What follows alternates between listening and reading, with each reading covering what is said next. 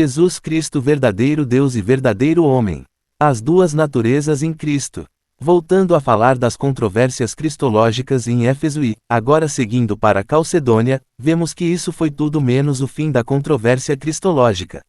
A solução do conflito efésio, tão longe ficou clara, não era aceitável para ninguém e tinha de ser resolvida em uma ou outra direção.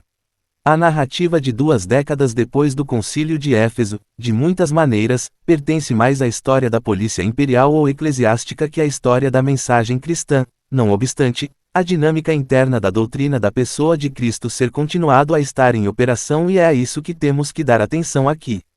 Depois de 431, a doutrina podia ter se desenvolvido em diversas direções, cada uma das quais tinha sua própria validade lógica na evolução da doutrina cristológica.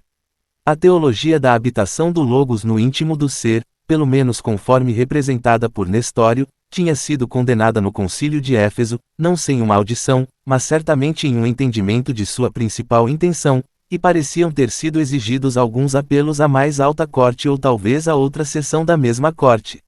Os delegados orientais do Concílio de 431, liderados por João de Antioquia, acusou o concílio de heresias apolinarianas, arianas, e exigiu que aqueles que tinham aprovado a teologia de Cirilo, aceitassem de novo a fé nicena sem acréscimos estranhos e excomungaram as proposições hereges de Cirilo, Concílio de Éfeso. Procedimentos dos Orientais 15. Mesmo que a própria causa nestoriana não pudesse mais ser defendida como posição teológica, a distinção entre as duas naturezas, como um ensinamento amplamente mantido, parecia estar ameaçado pela aprovação abrangente de Cirilo. A teologia da união hipostática, por sua vez, tinha sido certamente vindicada quando sua designação de um e o mesmo Cristo, como o sujeito de todos os predicados cristológicos, incluindo a divindade e a crucificação, tinha sido reconhecida como idêntica ao credo de Nicéia. Contudo, nada tinha ficado mais óbvio nas controvérsias cristológicas durante o século após o Concílio de Nicéia que a inadequação da estrutura conceitual nicena ou, a propósito de Atanásio para qualquer atenção séria ao problema do divino e do humano em Cristo. A vindicação em Éfeso seria vazia a menos que fosse acompanhada, ou em alguma medida seguida, de uma declaração bem mais elaborada de como a pessoa do homem-Deus era absoluta depois da encarnação. Mas parece ter sido inerente a essa teologia da união hipostática uma tendência para alcançar qualquer declaração desse tipo e afirmar com eutiquese: confesso que nosso Senhor, antes da união, tinha duas naturezas, mas, após a união, confesso uma única natureza. Concílio de Calcedônia, Atos 527. Por isso, um sínodo de 449, controlando por essa posição, pôde declarar: quem ensina duas naturezas, seja anátema. Concílio de Éfeso, 449, Concílio de Calcedônia, Atos 492 a 93. A união hipostática podia ser salva sem chegar a esse extremo.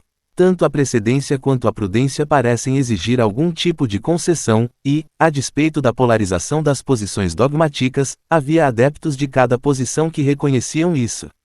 Os porta-vozes da teologia da pré-existência, da kenosis e da exaltação, tendo excomungado Nestório no Sínodo Romano de 432, aprovaram a ação do Sínodo de Éfeso, mas vários documentos papais incluindo o Edito do Papa Celestino, que tinha encarregado Cirilo de executar a excomunhão e deposição de Nestório, deixou claro que ainda havia esperança de afirmar uma solução apostólica, que reconciliasse, se não os extremistas, pelo menos o principal corpo de cristãos e os teólogos. Teodoreto, que de muitas maneiras assumiu o manto de Nestório como defensor da teologia da habitação do Logos no íntimo do ser, achou possível formular um documento de compromisso no qual afirmava que a união das duas naturezas acontece e, portanto, confessamos um Cristo, um Filho e um Senhor, e isso, por conseguinte, de acordo com esse conceito de união sem confusão, confessamos que a Virgem Santa é Theotokos. Epístola de Cirilo de Alexandria. 3. De alguma maneira, Cirilo achou possível assinar esse documento para desgosto de muitos de seus partidários, foi bem-sucedida em fornecer a fórmula correta para o momento certo. Isso foi feito pelo principal intérprete da teologia de pré-existência, da kenosis e da exaltação, Papa Leão, em seu Tômito Flavian, a Carta para Flaviano, que, com adições criteriosas de outras tradições teológicas, veio a servir como a fórmula de reconciliação, para muitas facções, mas não todas elas, em Calcedônia, em 451.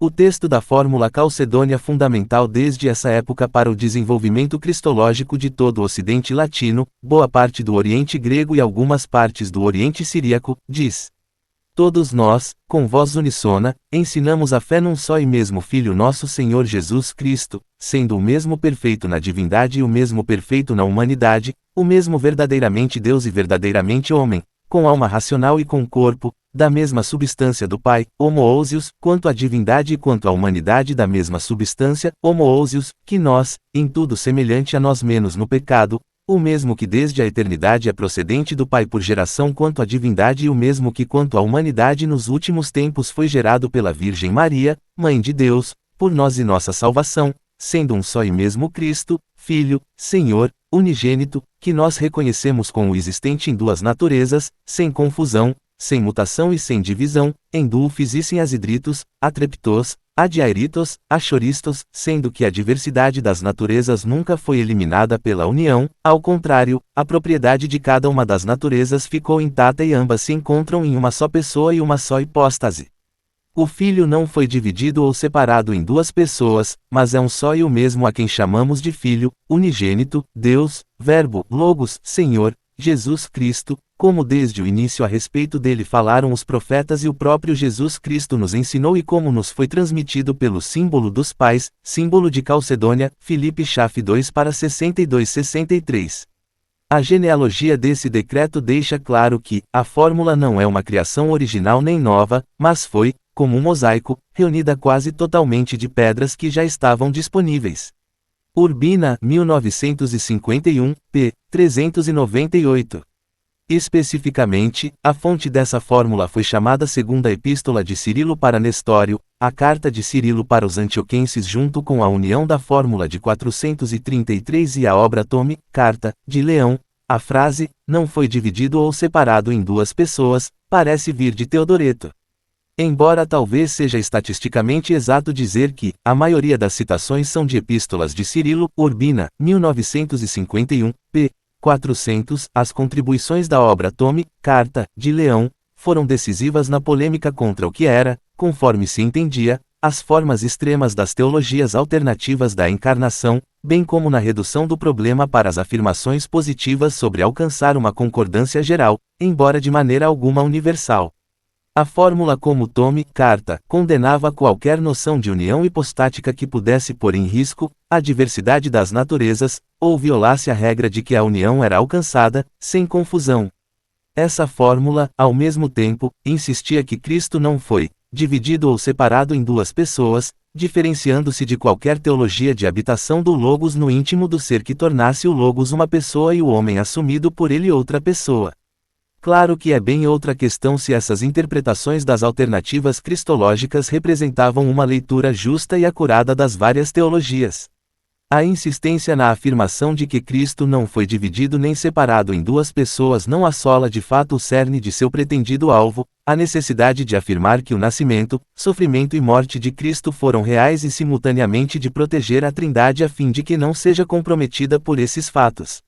Dizer que a diversidade das naturezas não é afastada pela união podia significar que as atividades e propriedades adequadas a cada natureza tinham de ser ontologicamente predicado só daquela natureza, embora verbalmente pudesse ser permitido predicá-las de um só e mesmo Cristo.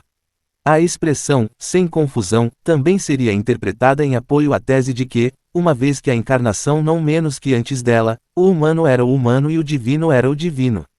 Mais explícita ainda, a expressão, sem mutação, aplicada à natureza humana uma vez que era tudo como garantido por ambos os lados que a natureza divina era imutável, podia ser lida como um ataque à noção de que, por causa da salvação do homem, consistia na transformação de sua natureza humana em divina, a natureza humana de Cristo começou o processo de salvação por meio de sua união com a natureza divina. Embora a fórmula calcedônia não diga de fato alguma dessas coisas de forma inequívoca, ela parece permitir espaço para elas, por conseguinte, podia até ser, e na verdade era, tomada como uma vindicação da posição nestoriana. Na verdade, a relação da fórmula com outra alternativa era ainda menos clara e, com certeza, menos tranquilizadora no longo curso. É inegável que a fórmula ensinava uma união hipostática de tipos, combinando pessoa e hipóstase em um só. Ela também se refere à Virgem como Theotokos e exigia que as naturezas, apesar de haver duas delas, fossem reconhecidas como, sem divisão, sem separação. Para a teologia da união hipostática, esse foi um bom começo, mas nada além de um começo. Os problemas realmente difíceis foram ignorados ou descartados por engano. Não ficou claro, por exemplo, quem era o sujeito do sofrimento e da crucificação, pois esses eventos na história da salvação não eram tão mencionados. Presume-se que as referências a um só e o mesmo, próximo do começo e próximo do fim indicariam que ele, na concretude de sua pessoa total tanto divina quanto humana, era o sujeito, mas isso não foi especificado. Reciprocamente, todas as advertências contra qualquer confusão das duas naturezas deixaram os proponentes da união hipostática insatisfeitos com seu ponto soteriológico fundamental, que a divinização suprema do homem teve seu início na união da humanidade de Cristo com sua divindade em uma inteireza íntima e inseparável de pessoa. E talvez o problema mais crucial de todos, evidente em qualquer declaração de credo, mas especialmente óbvia nessa, era o hermenêutico. O credo começava com a declaração de que foi transmitido pelos Santos Pais, e concluía com referências específicas não só aos profetas do Antigo Testamento e aos ensinamentos de Jesus do Novo Testamento, mas também à autoridade do símbolo dos pais. À luz das deliberações em Éfeso e das questões na controvérsia, isso quase com certeza se referia ao credo de Nicéia. Mas todos reivindicavam essa autoridade, e dependendo de qual dos Santos Pais alguém citasse Nicéia e, agora, Calcedônia, essa questão poderia ser interpretada de diversas maneiras. Portanto, houve concordância em discordar. Mas foi mais que isso, era basicamente uma declaração da teologia da pré-existência, da kenosis e da exaltação formulada de tal maneira a transcender as alternativas especulativas ao ir além, ou abaixo, delas até a verdade dos evangelhos, pura, clara e simples. Mas a verdade, até mesmo a verdade dos evangelhos, nunca é pura e clara e raramente, simples. A cristologia calcedônia estabeleceu os termos para a teologia e a devoção da Igreja Latina, pelo menos, até a Reforma, e mesmo então as várias doutrinas concorrentes das doutrinas da pessoa de Cristo rivalizavam umas com as outras os seus protestos de lealdade à Calcedônia. Mas, nas porções grega e siríaca da Igreja, a ambiguidade dessa cristologia tornou-a consideravelmente menos bem-sucedida. Quer ela fosse considerada evasiva quer apenas ingênua, essa cristologia foi pouco popular no Oriente, fornecendo os termos para subsequentes controvérsias, em vez da solução para as antigas controvérsias. E no processo de alienação de grandes segmentos da cristandade que, mesmo depois de 1 milênio e meio, ainda não se reconciliaram nem com o Sínodo de Calcedônia nem com as igrejas que o aceitam.